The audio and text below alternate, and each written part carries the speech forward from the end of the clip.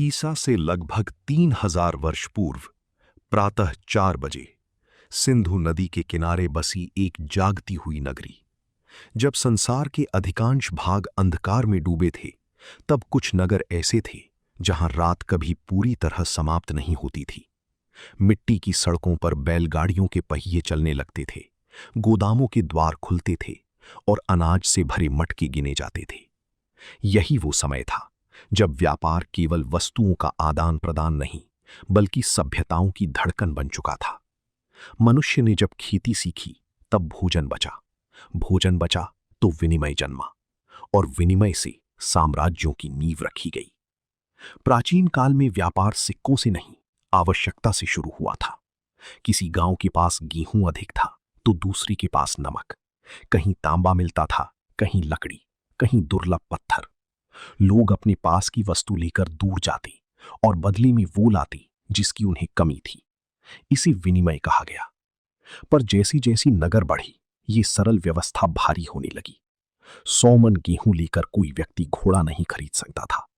तब तौली जाने वाली धातु के टुकड़े आए, फिर मोहरें आईं, और फिर जन्म हुआ मुद्रा का, जिसने व्यापार को गति दी थी। सिंधु सभ्यता से लेकर मेसोपोटामिया तक नावें चलती थीं। पुरातत्व के प्रमाण बताते हैं कि भारत से मनके, कपास, लकड़ी और कीमती पत्थर पश्चिमी नगरों तक पहुंचते थे। बदले में वहां से चांदी, तांबा और विलास की वस्तुएं आती थीं। समुद्र तब भी खतरनाक था, पर लाभ भय से बड़ा था। लकड़ी के जहाज तारों को देखकर दिशा पहचानते थे। एक भूल का अर्थ था मृत्यु, पर सफलता का अर्थ था धन, सम्मान और शक्ति। समय बदला और रेगिस्तानों ने भी मार्ग देना शुरू किया। एशिया की सूखी धरती पर ऊंटों के कारवां निकलते थे। यही रेशम मार्ग था जिसने चीन को रोम से जोड़ा। चीन का रेशम, भारत के मसाले, अरब की सुगंध, फारस के कालीन और रोम का सोना, सब एक अदृश्य धमनियों की तरह पृथ्वी पर बहते थे। हजारों मील लंबी यात्रा में व्यापारी डाकुओं, तूफानों, प्यास और विश्वासघात से लड़ते थे। कई कारवां कभी लौटे ही नहीं, पर जो लौटते थे वे अपने साथ केवल धन नहीं, नई भाषाएं, नए विचार और नए धर्म भी लाते थे। भारत उस युग में व्यापार का विशाल केंद्र था। काली मिर्च को काला सोना कहा जाता था। दालचीनी, इलायची, कपास, नील और रेशमी वस्त्रों की मांग दूर देशों तक थी। दक्षिण भारत के बंदरगाहों पर रोमन जहाज लंगर डालते थे। रोमन साम्राज्य से सोने के सिक्के भारत आते और मसाले वापस जाते। इतिहासकारों ने लिखा कि रोम का सोना भारत की ओर बह रहा था। यह केवल व्यापार नहीं, शक्ति संतुलन था। हर व्यापार पर कर लगता था। नगरों के द्वारों पर अधिकारी बैठते, माल तौलते, शुल्क लेते और मुहर लगाते। बिना मुहर का सामान जब्त हो सकता था। कई शासकों ने सड़कों की रक्षा इसलिए की क्योंकि सुरक्षित मार्ग का अर्थ था अधिक व्यापार, और अधिक व्यापार का अर्थ था भरा हुआ खजाना। इसीलिए अनेक युद्ध भूमि के लिए नहीं, व्यापार मार्गों के लिए लड़े गए।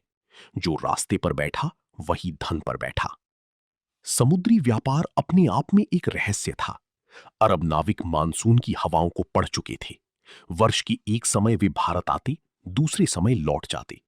हवाओं का ये ज्ञान सोने से अधिक मूल्यवान था। जिसने मौसम समझ लिया, उसने समुद्र जीत लिया। बंदरगाह नगरों में विदेशी भाषाएं गूंजती थीं, मंदिरों के पास बाजार लगते थे और रात के अंधेरे में गुप्त सौदे होते थे। हर जहाज के साथ लाभ भी आता था और रोग भी। कई महामारियां व्यापारिक मार्गों से ही फैली। व्यापार ने समाज भी बदला। व्यापारी वर्ग धनी हुआ, नगर समृद्ध हुए, कारीगरों की मांग बढ़ी, लेखांकन के लिए लिपियां विकसित हुईं, वजन और नाप की एक रूपता बनी। सड़कों, गोदामों, सरायों और बंदरगाहों का निर्माण हुआ। जहां व्यापारी पहुंचे, वहां विचार पहुंचे। बौद्ध धर्म भारत से मध्य एशिया और चीन तक गया। कागज, गणित, मसाले, घोड़े, धातु कला, सब मार्गों के सहारे चली। पर इस चमक के पीछे अंधेरा भी था। कई व्यापार गुलामी पर टिके थे। बंदी बनाए गए मनुष्यों को भी वस्तु की तरह बेचा गया। समुद्री लुटेरे जहाजों को लूटते थे, नकली सिक्के चलते थे। व्यापारी कभी कभी राजाओं से अधिक शक्तिशाली हो जाते थे। धन जहां जाता है, वहां षड्यंत्र भी जन्म लेते हैं। प्राचीन काल का व्यापार आज के आधुनिक बाजारों का प्रारंभिक रूप था। आज कंटेनर जहाज हैं, तब लकड़ी की नावें थीं। आज डिजिटल भुगतान है, तब धातु की मुद्राएं थीं। आज वैश्विक आपूर्ति श्रृंखला है, तब कारवां और समुद्री मार्ग थे। साधन बदल गए, पर सिद्धांत वही रहा। जिसके पास मार्ग है, उसके पास बाजार है। जिसके पास बाजार है, उसके पास शक्ति है। रात्रि 11 बजे किसी प्राचीन बंदरगाह का अंतिम दीपक बुझता है। गोदाम बंद हो चुके हैं, पर समुद्र अभी भी जाग रहा है। दूर अंधकार में एक और जहाज बढ़ रहा है, मसालों, सोने और रहस्यों से भरा हुआ। मानव सभ्यता की कहानी तलवारों ने कम, व्यापार ने अधिक लिखी है, और शायद आज भी दुनिया उसी अदृश्य सौदे पर चल रही है।